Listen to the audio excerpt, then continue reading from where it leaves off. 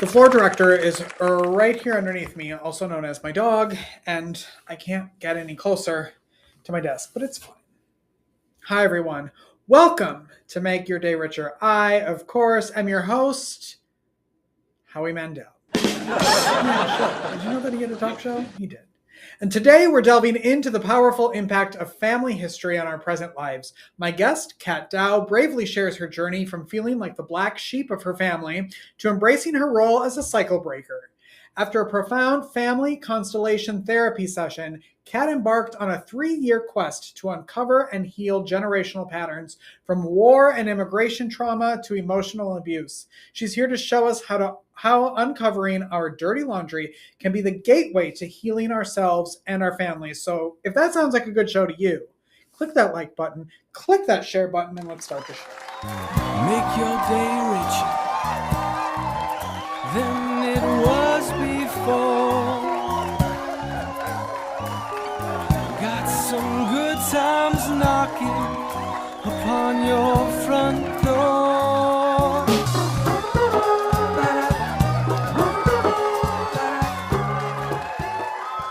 Kat Daou. What a fun name. Thanks.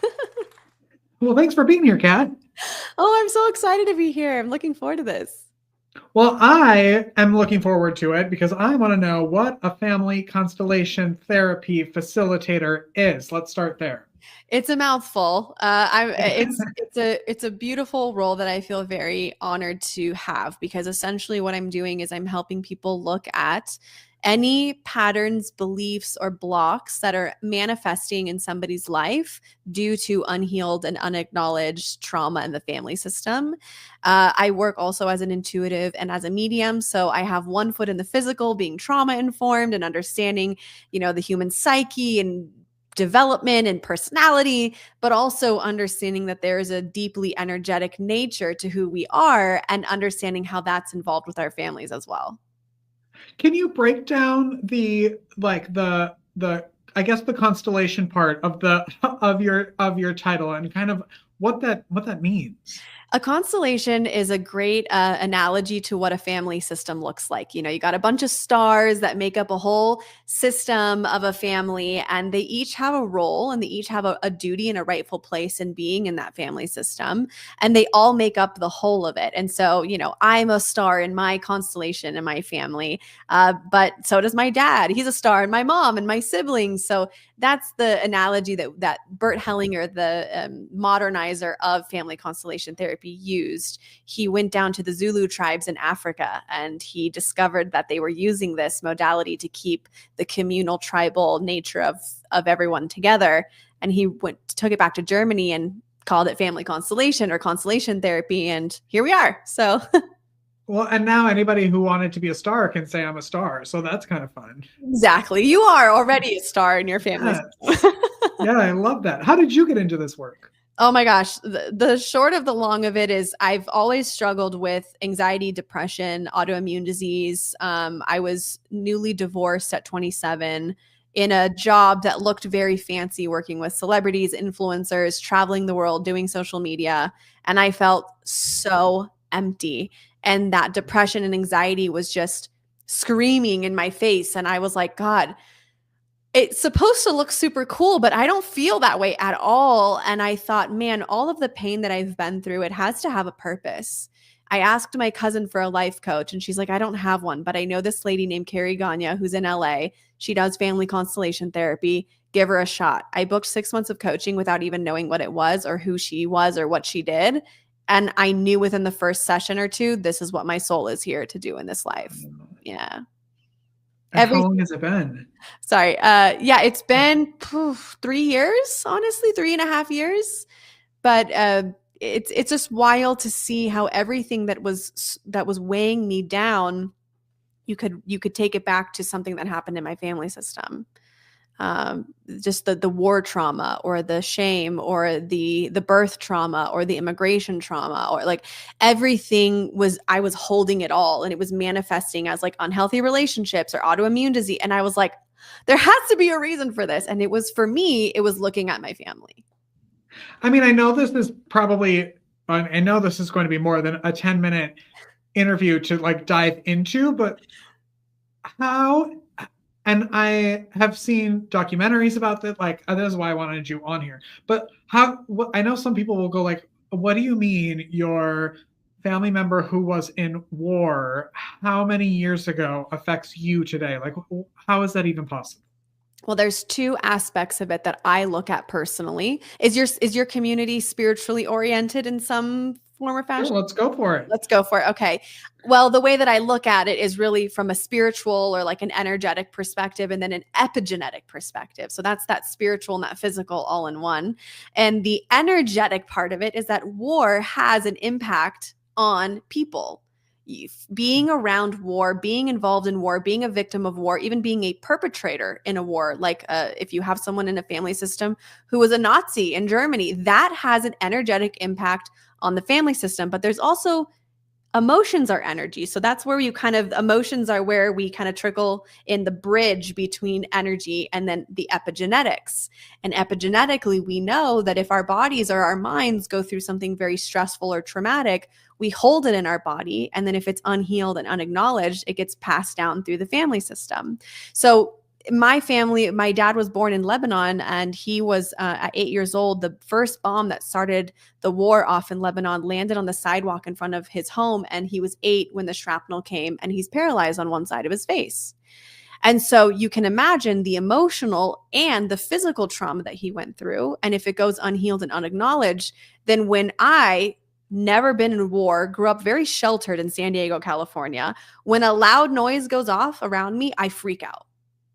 I never lived through the war, but my body is telling me something is wrong when I hear a loud noise. So these are the kind of things that we think about. And the energy part depends on how deep you want to go into it, but that has a component of it too.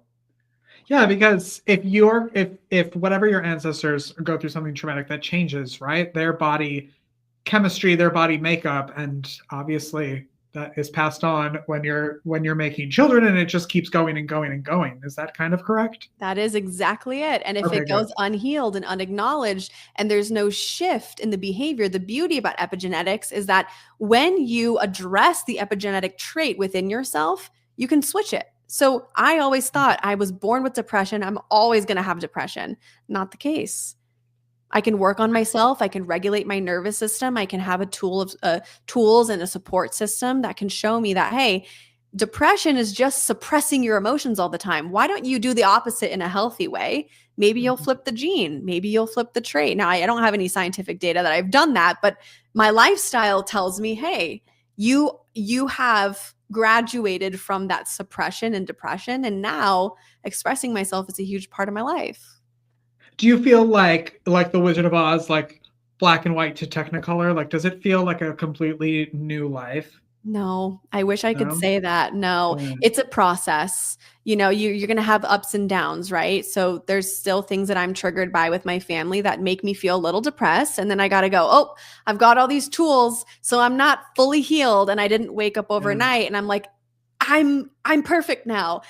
The whole point of being a soul is to evolve and grow and be triggered and learn through experiences, and best experiences and lessons are learned through mistakes. And so these are the kinds of things that this is why I like that family constellation therapy is not a one and done. It's a very layered process because we're human and we are layered. Yeah. What is like the type of person or the people that will work with you?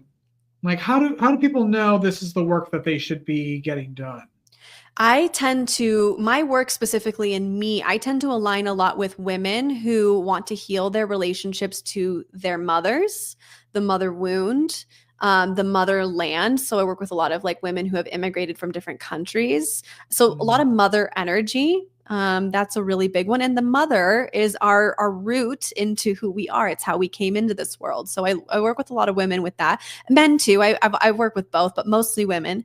And then also I help people get support and protection from their paternal lineage. And so father and mother both have certain roles that they play in your life.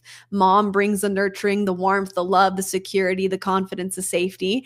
And dad brings the joy and the protection and the security in other ways. And dad also brings support for you to follow your dreams. So that's what I'm trying to help people with. I love that. What is the best way that people can connect with you? My website's the best way. I'm on an Instagram hiatus. I'm either on TikTok, YouTube, or my Instagram or my website, and it's just katdaou.com. Okay, good. And if you need more of Kat, and who doesn't, you also have a podcast, Heal with Kat. Yes. Tell everybody about the podcast and when it comes out. The podcast is out every Tuesday on Spotify, Apple, and YouTube, and we are having conversations that are adjacent to family and ancestral healing. So sometimes it's autoimmune disease in women and how epigenetics is a component to that. Or I'm having a conversation about Mother Mary and how her divine energy can come in and help you heal. It's a very yes and community that we've got. What do you love about the podcasting world? I get to meet so many cool people that teach me so much, like that I get to use in my sessions with my clients that just make me feel like I'm learning about the world through these people. Fun. Yeah, it's really fun. Yeah. What do you love most about your life right now? I just got engaged and congratulations. Thank you.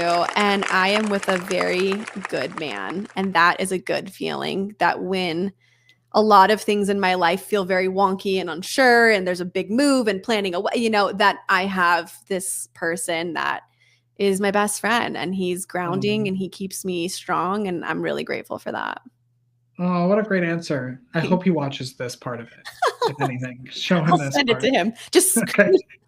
Yes, just send them the clip. I'll do a clip and then you can share it with them. Thank you. Yes. It has been a pleasure having you here and learning about you and what and the work that you're doing. Thank you for everything that you're doing to help people. Thank you so much for having me and giving me a space to share it. Yes, of course. Come back anytime. Thanks. I'd love to. Okay, great. The podcast is Heal with Kat. We're going to take a break and be right back after this. Don't go away.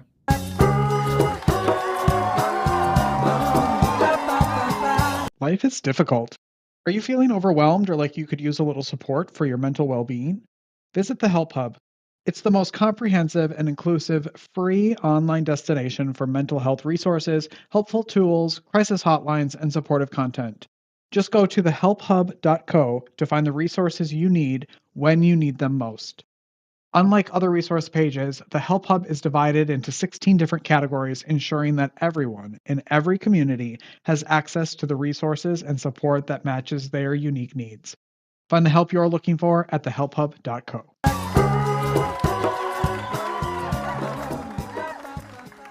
Welcome back, everyone. Hey, before we close out today, I just want to say, Rosie rocks, okay? Rosie rocks. We're Team Rosie over here. And, some people have criticized her talk show end when it ended back in 2002 and said that it was canceled because no one was watching. Well, it actually turns out that they offered her $100 million to stay for 2 more years. And she said, no, thanks. I'm going to go home and be with my family. And that's what happens when you have a successful show. I also love that over the 6 seasons that Rosie did the Rosie O'Donnell show, she was nominated for 46, her and her show were nominated for 46 Emmys and won 35 of them. In contrast,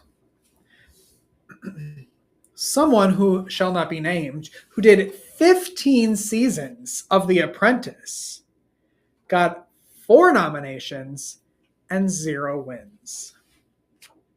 Go make your day richer. Go make somebody else's day richer. You've made mine by watching this show, and I love you for it. We'll see you tomorrow, everyone. Bye-bye.